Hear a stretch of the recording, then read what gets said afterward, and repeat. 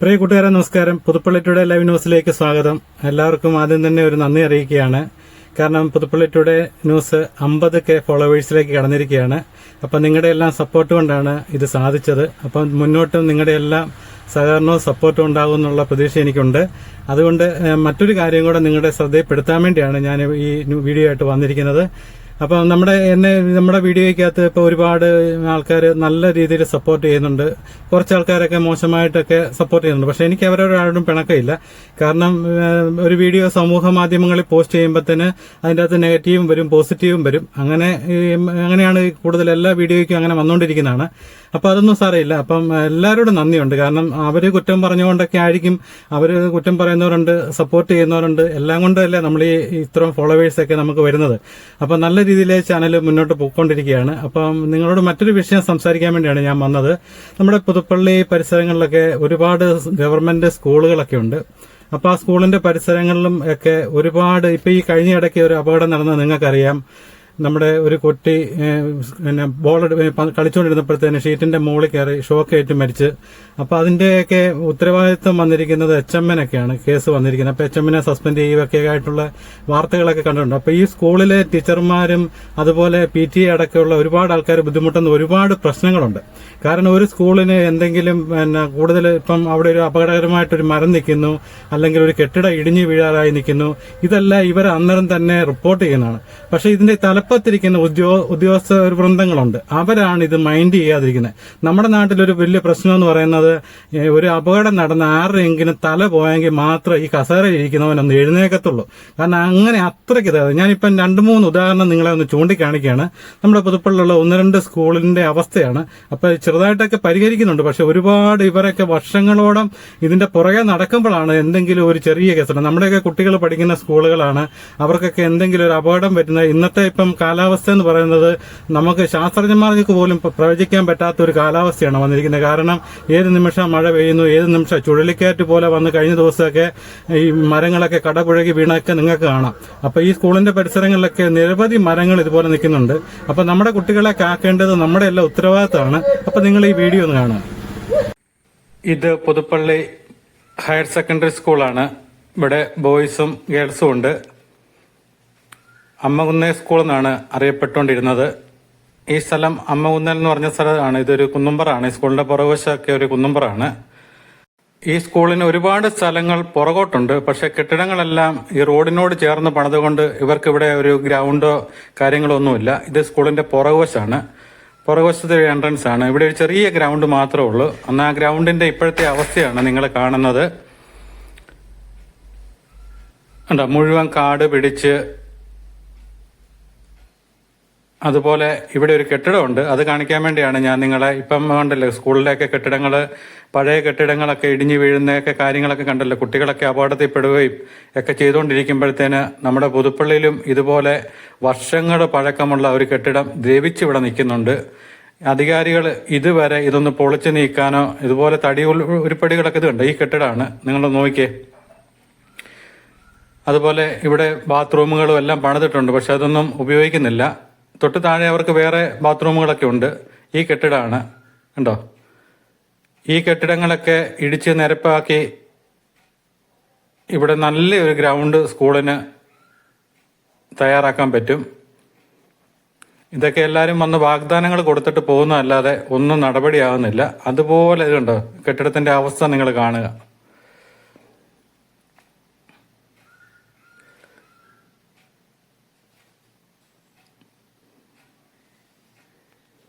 ഒരു 6 മാസം മുമ്പ് ഞാൻ ഇവിടെ ചെന്ന് ഇതുപോലെ വീഡിയോ എടുത്താണ്. കാരണം ഇവിടെ ഈ സ്കൂള് വിട്ട് പിള്ളേരൊക്കെ പോയി കഴിഞ്ഞാൽ പിന്നെ ഇവിടെ സാമൂഹ്യ വിരുദ്ധരുടെ ഒരു താവളമായിട്ട് മാറുകയാണ്. ഞാൻ പല പ്രാവശ്യം ഇത് അധികാരികളുടെ മുന്നിൽ ചൂണ്ടിക്കാണിച്ചതാണ്. അപ്പോൾ അവരത് വൃത്തിയാക്കിയോളാം എന്നൊക്കെ പറഞ്ഞു. ഇവിടുത്തെ PTA ഒരു പ്രാവശ്യം എന്നോട് പറഞ്ഞു ഇതുപോലെ സ്കൂളിന്റെ പുറകുവശം എല്ലാം വളരെ മോശമായിട്ട് കിടക്കുക, പല പ്രാവശ്യം പരാതി പറഞ്ഞിട്ടൊന്നും നടക്കുന്നില്ലെന്ന് പറഞ്ഞു.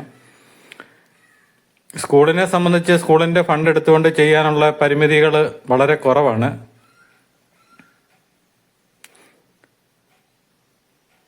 പള്ളം ബ്ലോക്കിന്റെയും ജില്ലാ പഞ്ചായത്തിന്റെയും ഒക്കെ ചുമതലയിലാണ് സ്കൂളുകളെല്ലാം. അത് കാരണം പഞ്ചായത്തിന് ഇതിലൊന്നും ചെയ്യാൻ പറ്റുവാത്തൊരവസ്ഥയാണ്. അതുപോലെ ഒരുപാട് മരങ്ങൾ ഈ സ്കൂളിൻ്റെ ഇവിടെ നിൽക്കുന്നുണ്ട്. മിക്കതും അപകടാവസ്ഥയിലാണ്. അപ്പോൾ കഴിഞ്ഞ ദിവസം കാറ്റത്ത് ഇവിടെ ഒരു മരം തൊട്ട് സമീപവാസിയുടെ പറമ്പിലേക്ക് വീണായിരുന്നു. അപ്പോൾ സ്കൂൾ തന്നെ ഇടപെട്ട് അത് വെട്ടി ഇവിടെ ഇട്ടിട്ടുണ്ട്. അത് നിങ്ങളെ കാണിക്കാം.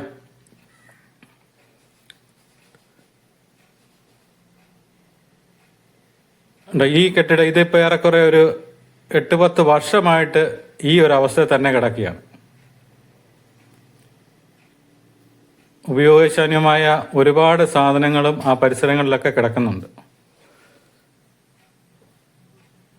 പണ്ട് കാലത്തൊക്കെ നമ്മൾ പറയും സ്കൂളെന്ന് പറയുന്നത് സരസ്വതി ക്ഷേത്രമാണ്, അത് ക്ഷേത്രം പോലെ വൃത്തിയായിരിക്കണം എന്നൊക്കെ പറയും. പക്ഷേ ഇപ്പം നേരെ തിരിച്ചാണ്.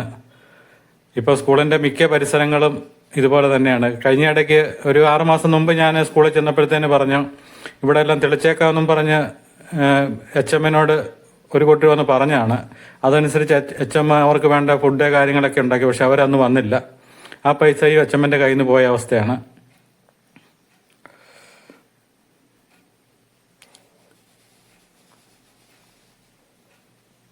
ഈ കെട്ടിടമൊക്കെ എന്ത് പണ്ടേ ഇടിച്ചു മാറ്റി കളയേണ്ടതാണ്. ഇപ്പം നമ്മൾ ഓരോ അപകടങ്ങൾ നടന്നു കഴിയുമ്പോഴത്തേന് മാത്രമാണ് അത് പൊളിച്ചു മാറ്റേണ്ടതായിരുന്നു, അങ്ങനെയാണെന്നെല്ലാം കൂടെ അവസാനം സ്കൂളിൻ്റെ മേലെ പഴിചാരും.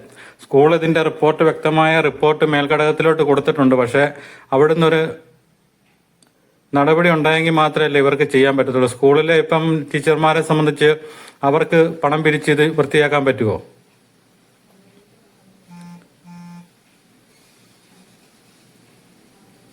അപ്പോൾ അവിടെ നിൽക്കുന്ന മരങ്ങളും അപകടാവസ്ഥയിലാണ്.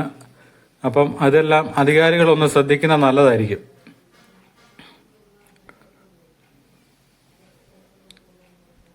ഈ മരമാണ് കഴിഞ്ഞ ദിവസത്തെ കാറ്റിൽ തൊട്ട് സമീപവാസിയുടെ അങ്ങോട്ടാണ് മറിഞ്ഞു വീണത്. പിന്നെ സ്കൂൾ തന്നെ ഇടപെട്ടത് വെട്ടിച്ചു കൊടുത്തു. ഇത് ഇരവിനല്ലൂർ LP സ്കൂളാണ്. ഇതിൻ്റെ സ്കൂളിൻ്റെ പിള്ളേരുടെ ഗ്രൗണ്ടിനോട് ചേർന്ന് സ്കൂളിൻ്റെ മതിലിടിഞ്ഞു പോയിട്ട് ഏറെക്കുറെ 1 വർഷത്തോളമായി. പല പ്രാവശ്യം സ്കൂള് ഇത് അധികാരികളുടെ ശ്രദ്ധയിൽപ്പെടുത്തിയിട്ട് അവർ ആ ഭാഗത്തോട്ട് തിരിഞ്ഞു നോക്കിയില്ല. നിങ്ങൾക്ക് കാണാം കുട്ടികൾ കളിക്കുന്നതാണ് ഇത് തൊട്ട് സമീപത്ത്. അതിന് കുട്ടികൾ അങ്ങോട്ട് വരാതിരിക്കാൻ വേണ്ടി അവിടെ ബ്ലോക്ക് ചെയ്ത് വെച്ചിരിക്കുകയാണ്. അപ്പം നമ്മുടെ കുട്ടികളെ സംബന്ധിച്ച് അവർക്ക് അവിടെ കളിക്കാനൊക്കെ ഉള്ളൊരു സ്ഥലം ഇവിടാണ്. ആ സ്ഥലങ്ങൾ ഇപ്പം അങ്ങോട്ട് ഭാഗത്തേക്ക് പോകാൻ പറ്റുമല്ലാത്ത നിൽക്കുന്നു. അതുപോലെ തന്നെ ഈ സ്കൂളിൽ ഒരു മരം നിൽക്കുന്നുണ്ട്. അത് അപകടാവസ്ഥയിലാണ് നിൽക്കുകയാണ്. അപ്പം ഞാൻ HM-നെ ഇവിടെ സ്കൂളിൽ വീഡിയോ എടുക്കാൻ ചെന്നപ്പോൾ HM-നെ കണ്ടപ്പം പറഞ്ഞു അത് വെട്ടാൻ തീരുമാനമായിട്ടുണ്ട്, അതിന് ആൾ വന്നാൽ മതിയെന്ന് പറഞ്ഞു. അപ്പം ഈ മരം വീണാൽ ഇത് ഇരവനല്ലൂർ ജംഗ്ഷനാണ്.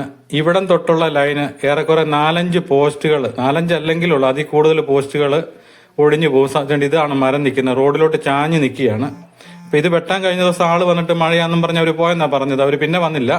അപ്പം ഈ ആഴ്ചക്കുള്ളിൽ അത് വെട്ടിമാറ്റാമെന്നാണ് HM എന്ന് പറഞ്ഞിരിക്കുന്നത്. ഇതിന്റെ തൊട്ട് താഴെ ഒരു വീടുണ്ട്. ആ വീടിന്റെ മുകളിലേക്കും എല്ലാം വീഴും. അത്രയ്ക്കും വലിയൊരു മരമാണ് നിൽക്കുന്നത്. ഇപ്പോഴത്തെ കാലാവസ്ഥ നിങ്ങൾക്കറിയാമല്ലോ, നമ്മൾ ഏത് നിമിഷമാണ് ഇതുപോലെയുള്ള മരങ്ങളൊക്കെ കടപുഴകി വീണെന്ന് അറിയാൻ പറ്റത്തില്ല. വർക്കിംഗ് സമയങ്ങളിലൊക്കെ ആണെന്നുണ്ടെങ്കിൽ കൊച്ചു കുട്ടികളൊക്കെയാണ്. അപകടം ഉണ്ടായാൽ അന്നേരം തന്നെ HM-നെ 1-ാം പ്രതിയാക്കും. അതാണ് ഇപ്പോൾ ഇവിടുത്തെ സിസ്റ്റം. ബാക്കി തലപ്പത്തിരിക്കുന്നവരാരും അറിഞ്ഞിട്ടുമില്ല കേട്ടിട്ടുമില്ല എന്നങ്ങ് പറയും. അധ്യാപകർക്ക് അവർക്ക് എന്ത് ചെയ്യാൻ പറ്റും? വ്യക്തമായ പിന്നെ രേഖകളൊക്കെ ഉണ്ടെന്ന് പറഞ്ഞാൽ പോലും പിന്നീട് ഇതുമായിട്ട് പിന്നെ അവർ കോടതി വഴിയൊക്കെ കയറി ഇറങ്ങി നടക്കേണ്ടി വരും. അതുപോലെ ഒരു വലിയ മരമാണ്. ഇതുപോലെ കാറ്റ് പിടിച്ചാൽ ഏത് നിമിഷവും നിലം പൊത്താം. കാരണം ആ സൈഡൊക്കെ കയ്യാൽ ഇടിഞ്ഞതുകൊണ്ട്. ഇത് പരിയാരം സ്കൂളാണ്. കഴിഞ്ഞ ദിവസം ഈ സ്കൂളിന്റെ പരിസരം മുഴുവൻ ശോചനീയാവസ്ഥയിൽ കിടക്കുന്നെന്നും പറഞ്ഞ് ഈ വാർഡിലെ കുറച്ച് അംഗങ്ങൾ വാർഡ് മെമ്പറുടെ നേതൃത്വത്തിൽ ഇവിടെ കൂടുകയും അപ്പോൾ ഞാൻ അവിടെ ചെല്ലുകയൊക്കെ ചെയ്തു. കണ്ടോ, നിങ്ങൾക്ക് കാണാം സ്കൂളിന്റെ ഒരു ഗ്രൗണ്ടിൽ മാലിന്യം ഇട്ടിരിക്കുന്നതാണിത്. അതുപോലെ പഞ്ചായത്തിന്റെ ഒരു MCF ആണ്. ഇതൊരു സ്കൂളിന്റെ പരിസരത്ത് ഒരു കാരണവശാലും കുട്ടികൾ ഇതൊക്കെ രോഗബാധിത ഉണ്ടാകുന്ന കുട്ടികളൊക്കെ പഠിക്കുന്ന സ്കൂളിൽ ഒരു കാരണവശാലും ഇങ്ങനെയുള്ള സാധനങ്ങൾ കൊണ്ടുപോയി വെക്കരുത്. സ്കൂളിന്റെ ഗ്രൗണ്ടിൽ കൊണ്ടുപോയി വെച്ചിരിക്കുന്നതാണ് പഞ്ചായത്തിന്റെ MCF. കണ്ടോ, ഉള്ള മാലിന്യം മുഴുവൻ അവിടെ കൂട്ടിയിട്ട് അവർ അന്നേരം തന്നെ എന്നോട് പറഞ്ഞു ഇത് ഇത് ചെയ്യണമെന്ന് പറഞ്ഞു. ഞാൻ പറഞ്ഞു നിങ്ങളെല്ലാം കൂടെ ഒന്ന് ആലോചിച്ചിട്ട് ഇത് വൃത്തിയാക്കാൻ പറ്റുന്നുണ്ടെങ്കിൽ ചെയ്യാൻ പറഞ്ഞു. അതിനുശേഷം വീഡിയോ ഇടാമെന്ന് പറഞ്ഞു.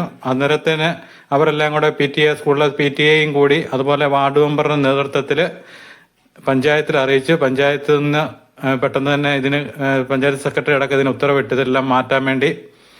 അപ്പോൾ ആ പരിസരങ്ങളെല്ലാം അവർ കഴിഞ്ഞ ദിവസം വൃത്തിയാക്കി. അതും കൂടെ നമുക്ക് കാണാം. ഉണ്ട് ഇവിടെ കിടന്ന മാലിന്യങ്ങൾ ഈ പരിസരത്തായിരുന്നു മാലിന്യത്തിന്റെ കൂമ്പാരമായിരുന്നു.